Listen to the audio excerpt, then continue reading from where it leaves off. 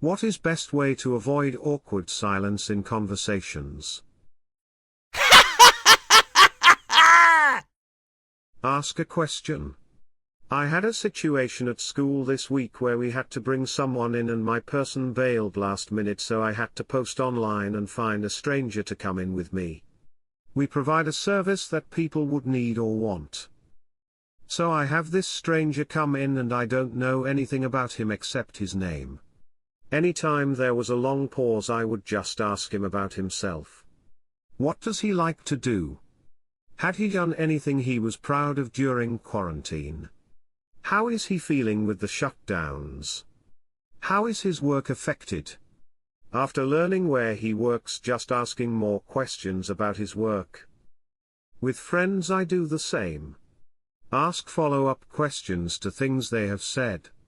There is always more that can be explained. Eventually they'll say something you can relate to or have something of your own to share. Do you read about things that are interesting to you? Ask them, have you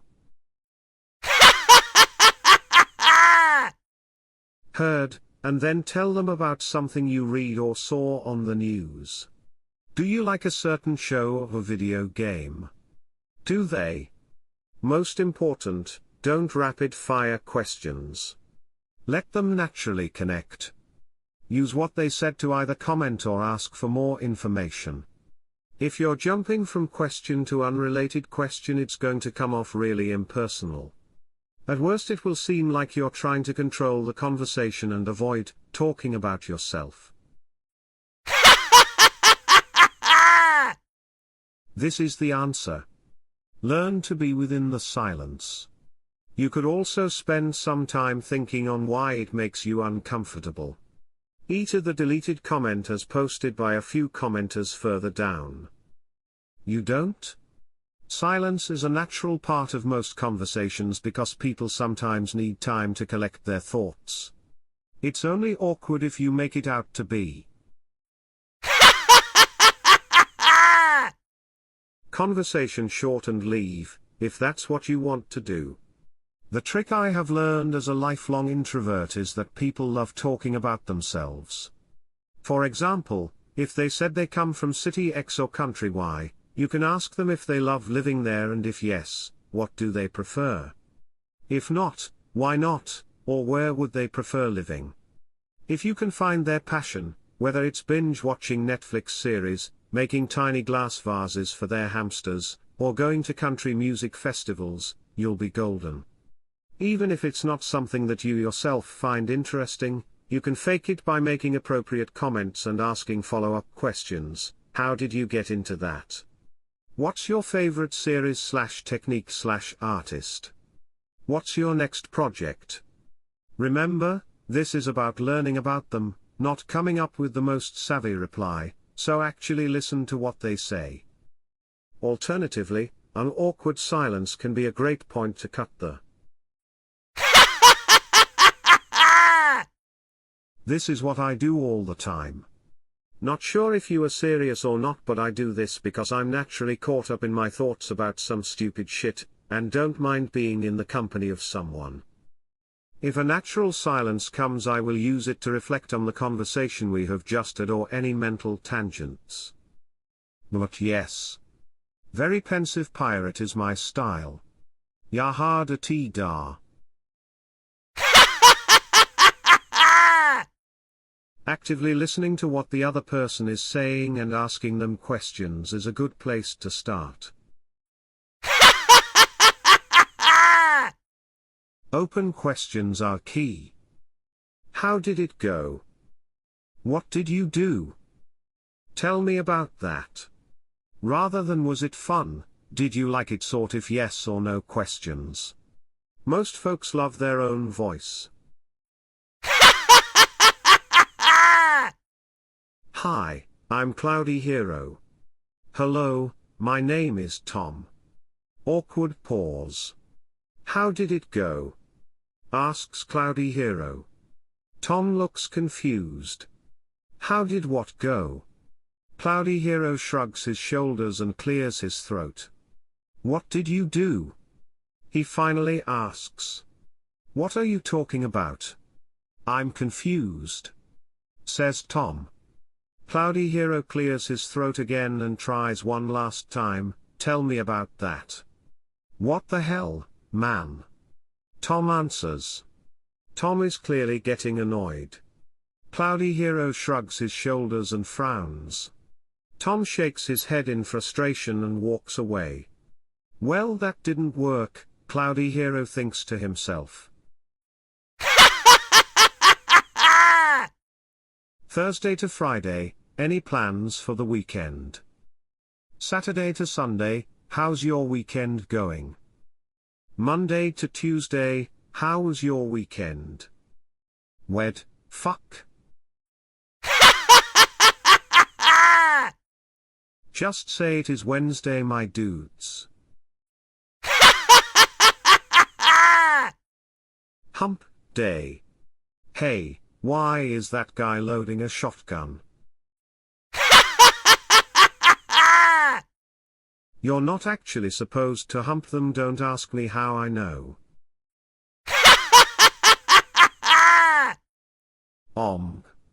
So, as a server, are any big plans for later? Moment happens when you are standing there awkwardly while they are using the money machine dealio. After COVID nobody goes anywhere but home to watch movies etc, so I was asking people a common phrase, but I found out through Reddit that I was not asking them what I thought I was asking them. Yup. I was asking people if they were going to go home and fuck when I thought asking them if going home to Netflix and chill was literally chilling with Netflix. God knows how many people I asked that to. Edit. Grammar/word. Yeah, totally agree. With new people, date or not, it may feel awkward but shouldn't be. With friends or SOs we are not afraid of silence. Actually, I like the Pulp Fiction quote about that. Don't you hate that? Uncomfortable silences. Why do we feel it's necessary to yak about bullshit in order to be comfortable? That's when you know you've found somebody special. When you can just shut the fuck up for a minute and comfortably enjoy the silence. Avoid? Enjoy? That's how? Yep.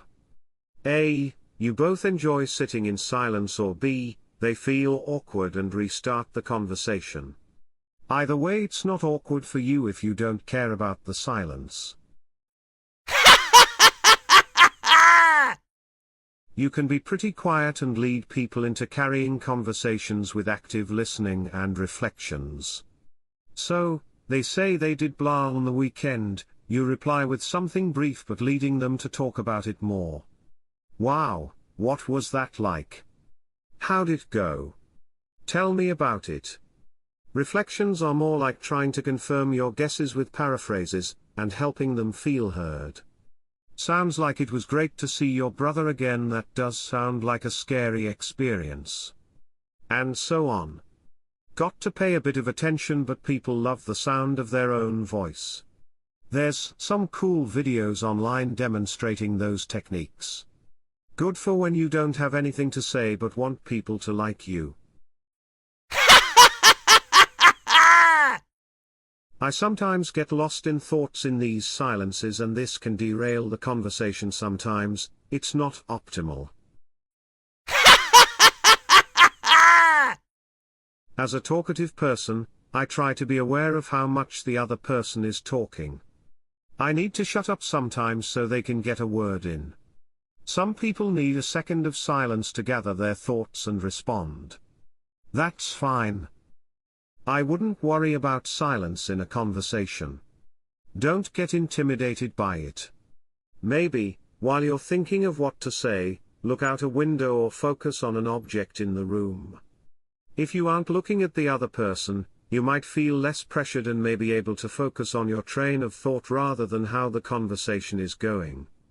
I hope that makes sense and is helpful. I'll shut up now.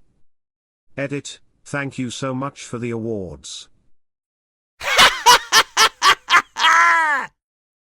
stare into their eyes without blinking, they'll quickly fill in any gaps in the conversation.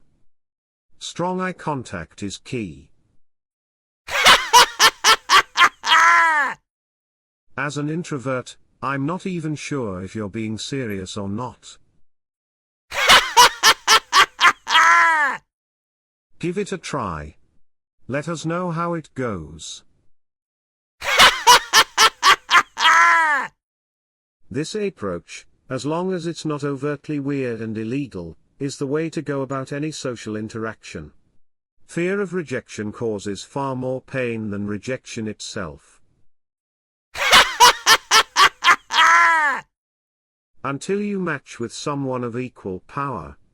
And then it turns into ocular domination, whoever looks away loses and whoever loses has to give up their wife for procreation.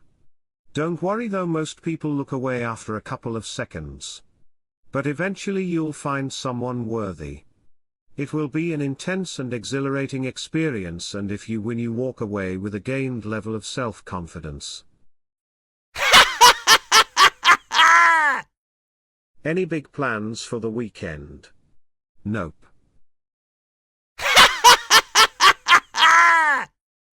I love when I can just relax on the weekends. You watching any TV? Or reading any books?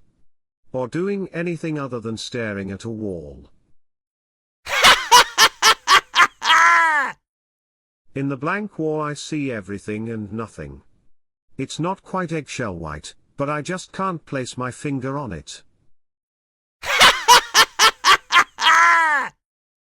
I'd unironically have a conversation with someone about figuring out their wall color. Topics to consider.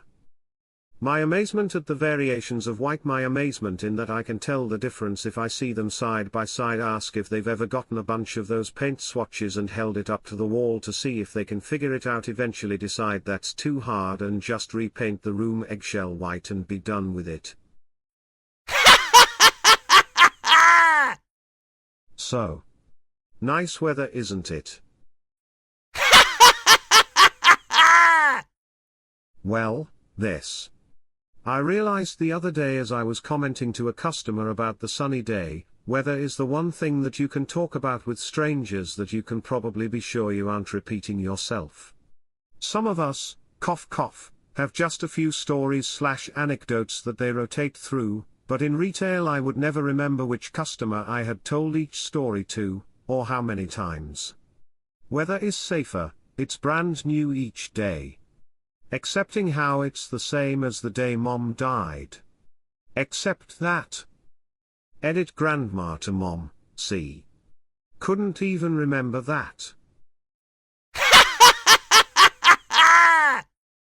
Can't keep your story straight. Just rotate between every family member lol. Weather today's just like the day my mom died. Weather today's just like the day my grandma died. Weather today's just like the day my dad died. Weather today's just like the day my grandpa died. Weather today's just like the day my uncle died. Weather today's just like the day my aunt died. Weather today's just like the day my brother died. In college I had a professor that would play music quietly when we had to form groups with new people. This way when no one was talking it didn't feel like awkward silence. I would recommend this to anyone that has a group of people that are meeting for the first time. This is why we always have background music playing at parties. Not having music at a party also encourages forced conversation, which is never something a good host should pressure their guest into. Some people need to warm up to others, and having to think of something to say constantly to fill in the gaps leads to a lot of self-consciousness, and not very good conversations. Sitting in silence isn't all too bad, like try to think of the scene in Clue when Mrs. Peacock tries to force a conversation. It can be like that. I suggest making a comment on the silence, or if it's pointed silence, meaning a silent understanding or some kind of subjective bomb dropped. Try to shift the topic. My dad says well, time to say well again. This would just make people feel so uncomfortable and draw attention to the silence. Sometimes sitting in silence I can bear because I figure well the other person probably doesn't mind. But a comment like this brings the silence to the forefront. It's an equivalent to saying awkward silence, therefore making it 10x worse. There's nothing wrong with sitting in silence. Keep an egg in your pocket or rucksack so that you can bring it out and impress people. That actually sounds like a great idea. Randomly pulling an egg out of your coat during an awkward silence sounds hilarious and could spark up some life into the conversation. That or the organ sack just stares at you awkwardly going, "Sir, that's disgusting." Move to Asia. Awkward silence is a very North American thing. Maybe Europe too, but I have never been there. In Asia, you could spend the entire dinner without saying a word. Silence is not considered awkward there. Same in Finland, and pretty much the other Nordic countries as well. It's okay to be silent. Yeah, in Portuguese, and I was on Sweden for 2 weeks in a youth group with a small group of Portuguese people. We made friendship with the Swedish people, but at the start was weird. We really clicked together, and Swedish people are so awesome and friendly, but they were so closed and quiet at the same time. In Portugal people talk a lot. The normal scenario is spending 3-4 hours of non-stop talking. So it was kind of culture shock when we either would talk for hours like we were buddies from a long time, or we would sit in complete silence for hours if one of us, Portugueses, didn't start a conversation. They loved us though. He kept contact for months via Facebook, and they even asked us to be open to make other projects in the future. I have too many acquaintances that never stop talking. Those rare and ephemeral moments of silence are genuinely treasured and enjoyed. There was this girl in college I chatted with a lot, and I'm genuinely sure that she does not know when to stop talking. When others nudge that they want to stop and leave, and she keeps talking like it's nothing and keeps everyone standing around for around 10 to 15 minutes at least. But I don't think she was completely oblivious, just that people who she talks to want to be nice and not cut her off abruptly.